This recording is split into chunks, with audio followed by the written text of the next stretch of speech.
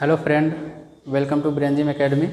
तो फ्रेंड, हम लोग क्लास 9th का चैप्टर नंबर 6 पढ़ रहे थे, जिसमें से मैं 2 वीडियो ऑलरेडी अपलोड कर चुका हूं। एक तो introduction of lines and angle और दूसरा उसका कुछ क्वेश्चन कराए थे ना। क्वेश्चन नंबर 1 और 2 मैं करा दिया था ना। तो आप अब अभी तक नहीं देखे हैं तो वो पहले देख लेना, तब इसको देखना, क्योंकि अगर इसको समझना है तो आपको introduction of lines and angle जो कि मैं अपलोड कर चुका हूँ वो देखना पड़ेगा। ओके, तो चलिए आगे स्टार्ट करते हैं। तो आज हम लोग क्वेश्चन नंबर 3 करेंगे। एनसीईआरटी एक्सरसाइज 6 क्लास 9th का है ना। तो क्वेश्चन नंबर 3 है आपका, इस तरह का एक डायग्राम दिया है और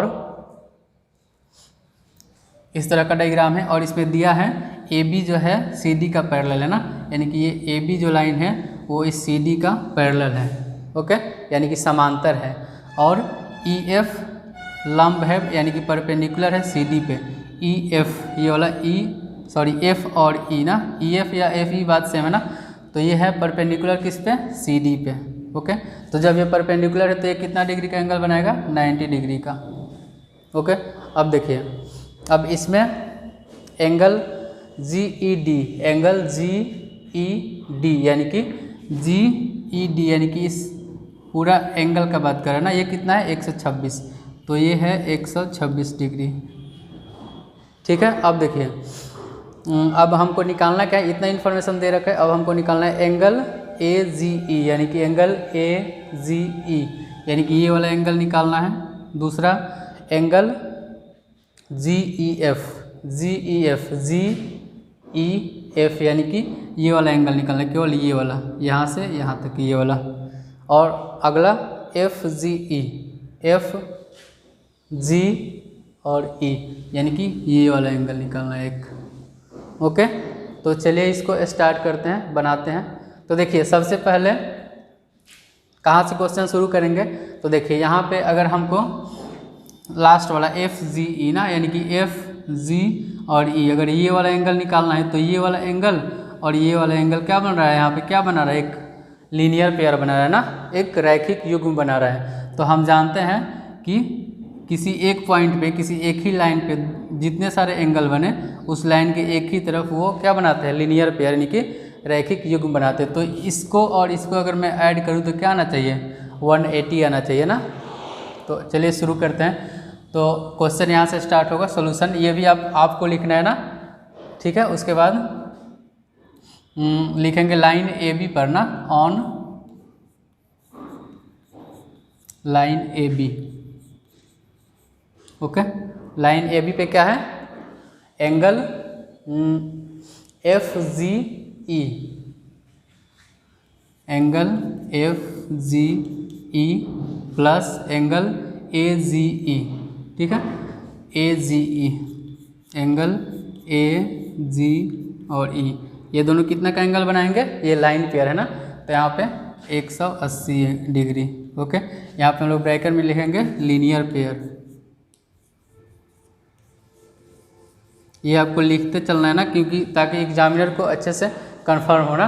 अगर एग्जामिनर आपका क्वेश्चन पेपर अच्छे से तभी चेक करेगा जब आपका आंसर देखने में उसको थोड़ा अच्छा लगेगा ना, साफ़ सुथरा, मतलब अच्छे से आप लिखे रहोगे तब जा कर के वो देखेगा, आपका कॉपी अच्छे से चेक करेगा। अदरवाइज़ वो ऐसे ही देख लेगा और एवरेज बच्चों के जैसा कुछ अपने से मार्क्स दे देगा और छोड़ देगा। अगर आप अच्छे से लिखते हैं सीरियल वाइज पूरा बढ़िया से उसको समझा करके, तब वो पढ़ने में भी इंटरेस्टेड रखेगा ना, और आपका कॉपी भी अच्छे से चेक करेगा और नंबर भी अच्छा देगा। तो हमको अच्छे से बनाना है ना, क्योंकि हम यहाँ पे सब्जेक्टिव, यहाँ पे हम लोगों को सब्जेक्टिव बनाना होता है ना। ऑब्जेक्टिव होता तो हम चाहे जैसे आंसर निकाल लेते और ऑप्शन ABC जो भी हो वो क्लिक कर देते, मगर यहाँ पे हमको सब्जेक्टिव एग्ज़ाम देना ना, तो अच्छे से लिखना पड़ेगा। अब देखिए, angle FGE plus angle AGE यानी कि ये वाले दोनों एंगल 180 डिग्री का होंगे। ठीक है, अब देखिए यहाँ से तो ठीक है। अब ये एंगल दिया हुआ है कितना, एंगल GED, यहाँ से एंगल GE और D कितना है, 126 डिग्री दिया हुआ है। यहाँ पे देखिए GED बराबर 126 डिग्री ना, तो यहाँ पे हम लिख सकते हैं angle E D equal to angle A G E, angle A G E. ऐसा क्यों? क्योंकि ये वाला एंगल, ये ए बी और सी डी क्या है, एक पैरेलल लाइन है ना, और यहाँ पे ये क्या बना रहा है, एक एकांतर कोण ना, इसको ये वाला एंगल और ये वाला एंगल एक एकांतर कोण बना रहा है ना, इसको बोलते हैं इंटीरियर अल्टरनेट इंटीरियर एंगल ना, इसको अल्टरनेट इंटीरियर एंगल बोलेंगे ना, ये वाला कोण और ये वाला टोटल कोण, ठीक है। ये इधर बन रहा है, ये इधर बन रहा है, तो ये क्या हो जाएगा, अल्टरनेट इंटीरियर, आप लिख लेना पूरा एंगल, मैं शॉर्ट में लिख रहा हूँ, ठीक है। अल्टरनेट इंटीरियर एंगल बनेगा। तो यहाँ से हम क्या निकाल लिए, एंगल जी ई डी यानी कि 126 है, और ए जी ई बराबर भी, ये दोनों बराबर है ना, तो एंगल हमको क्या निकालना है, ए जी ई। तो एंगल हो जाएगा ए जी ई बराबर क्या हो जाएगा, 126 डिग्री। ओके, तो पहला ये एक आंसर हो जाएगा आपका पहला वाला। अब आगे देखिए, ये वाला तो हम लोग निकाल दिए। अब अगला कोण क्या है, ये वाला जी ई एफ, यानी कि जी यहाँ से आइए ई के पास और एफ इधर जाइए ना, यानी कि ये वाला एंगल पूछ रहा है ना। तो देखिए ये टोटल 126 डिग्री है ना, ये टोटल एंगल 126 है, और इसमें यहाँ से लेकर के यहाँ तक क्या है 90 डिग्री, ये यहाँ से लेकर के यहाँ तक 90 डिग्री है ना, और ये टोटल 126 है। तो क्या मैं इस 126 में से ये 90 माइनस कर दूँगा, इस टोटल में से केवल ये माइनस कर दूँगा, तो ये वाला एंगल बच जाएगा ना। देखिए ये टोटल, जैसे यहाँ से समझिए आप, इसको हटाइए। ओके, देखिए अब यहाँ से हमको ये वाला एंगल निकालना है ना, ये वाला पार्ट ई जी ई एफ। देखिए ये टोटल हमको पता है 126 डिग्री ना, ये टोटल 126 डिग्री पता है ना। तो ये अगर मैं मिटा दूँ यहाँ से ये वाला, जो कि टोटल 126 है, तो ये वाला एंगल बच जाएगा, ठीक है। यानी कि ये टोटल 126 में से मैं 90 डिग्री माइनस कर दूँ तो ये वाला एंगल आ जाएगा ना। तो देखिए यहाँ से मैं कितना माइनस किया, ये वाला 90 डिग्री माइनस किया, कितना में से, टोटल 126 डिग्री में से ना। तो यहाँ से आ जाएगा एंगल, यहाँ पे बनाइए एंगल जी ई एफ बराबर क्या हो जाएगा, angle G E D, angle G E D minus angle F E D, angle F E D या E G, angle F E D, sorry हाँ, angle F E D, angle F E D, ठीक है। तो अब देखिए जी E D कितना है, angle G E D 126 है ना, यहाँ पे दिया है जी ई डी 126, तो 126 minus angle E F D कितना है, ई एफ डी नहीं, एंगल एफ ई डी ना, एंगल एफ ई डी कितना है, एफ ई डी कितना है 90 डिग्री ना, ये 90 डिग्री, तो यहाँ से हो जाएगा 90 डिग्री।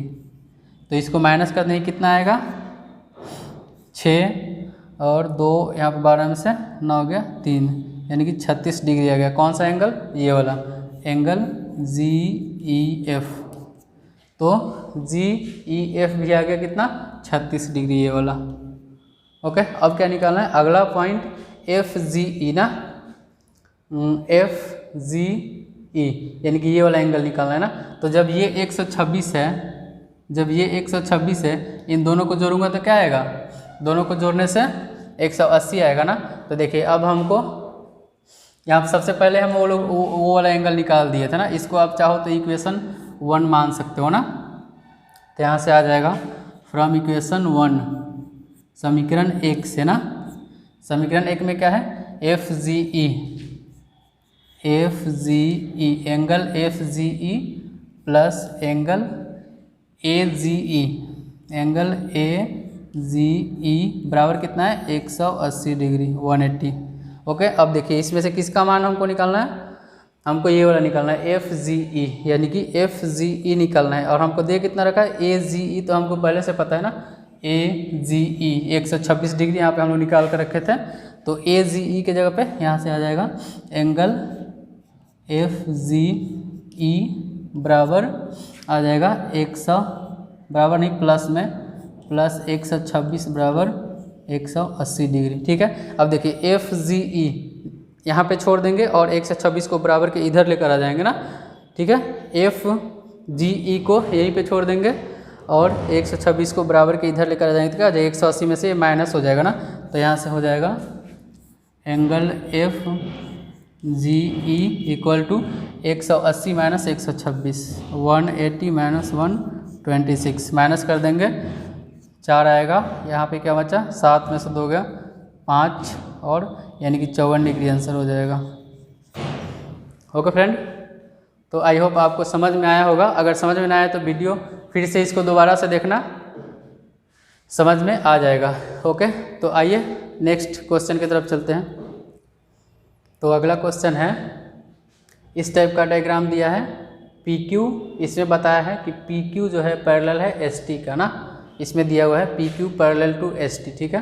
पी क्यू पैरेलल है एस टी का और हमको निकालना क्या है, एंगल क्यू आर एस, ये वाला एंगल निकालना है क्यू आर एस, ठीक है।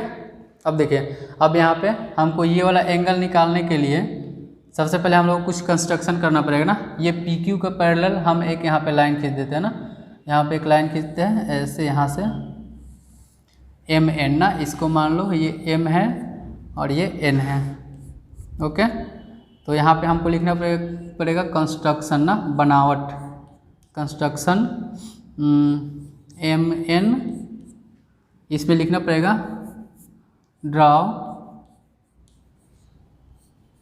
M N parallel to P Q, ठीक है। M N parallel to P Q हमने अपने तरफ से एक बना लिया ना एम एन, ठीक है। अब देखिए, अब यहाँ से अब देखिए, जब एम एन पी क्यू के पैरेलल ना, इस पी क्यू का पैरेलल कौन है, एम एन है ना। अब और पी क्यू पहले से ही पैरेलल दे रखा है एस टी का ना, तो देखिए पी क्यू पैरेलल है एस टी का और पी क्यू पैरेलल है एम एन का ना। तो देखिए, जब एक ही लाइन यानी कि पी क्यू किसके पैरेलल है, एस टी का भी पैरेलल है और एम एन का भी पैरेलल है ना, तो यहाँ से एस टी भी पैरेलल हो जाएगा किसका, एम एन का, ठीक है। तो यहाँ से हो जाएगा, इसलिए एस टी पैरेलल हो जाएगा एम एन का, एम एन। ओके, अब यहाँ से हम लिख सकते हैं, इसका कारण भी बता देंगे तो और ज़्यादा अच्छा होगा ना। यहाँ पे लिखेंगे लाइन पैरेलल ना, लाइन पूरा लिख लेते हैं, line parallel to same line, line parallel to same line parallel to each other,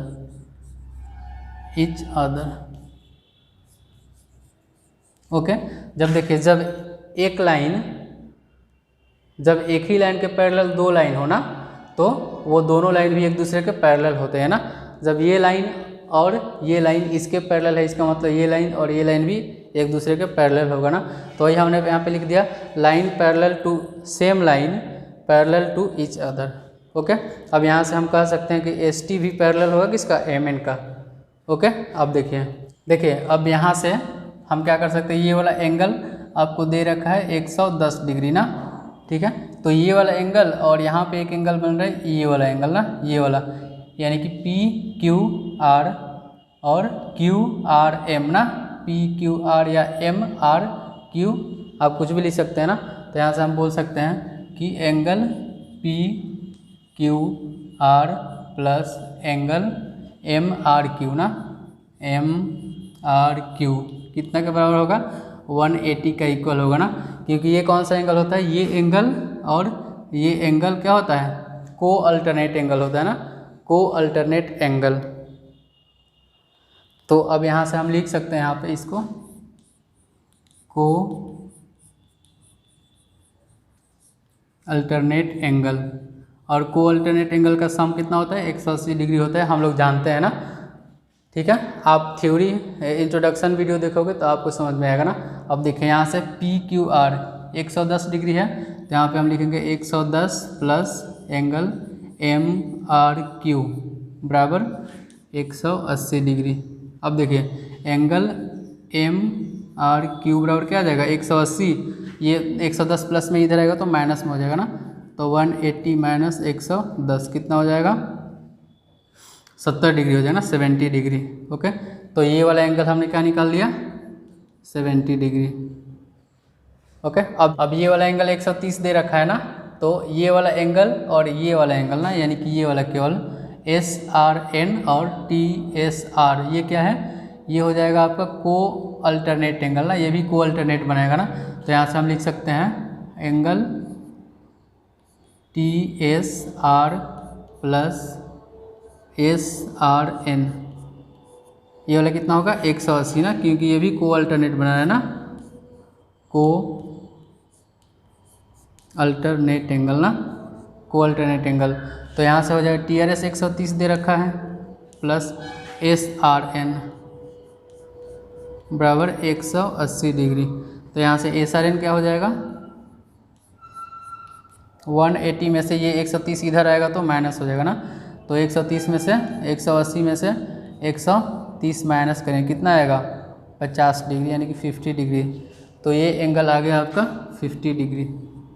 okay, अब देखिए ये यहाँ पे ये 50 डिग्री आ गया ना, तो अब हम यहाँ से क्या करेंगे कि QRS निकाल सकते हैं ना। देखिए ये 70 है, ये 50 है ना, तो ये तीनों एंगल मिला कर कितना होगा, ये तीनों एंगल मिला करके एक लीनियर पेयर बना रहा है ना। एक ही पॉइंट पे एक ही रेखा के एक तरफ जितने सारे एंगल बनते हैं वो क्या होते हैं, सबका सम 180 होता है ना, तो वो वाला हम यहाँ पे यूज़ करेंगे ना। तो यहाँ पे हम लिख सकते हैं ऑनलाइन, पहले आप इतना उतार लो उसके बाद मैं इसको बताता हूँ ना, तो इतना आप पहले नोट कर लीजिए।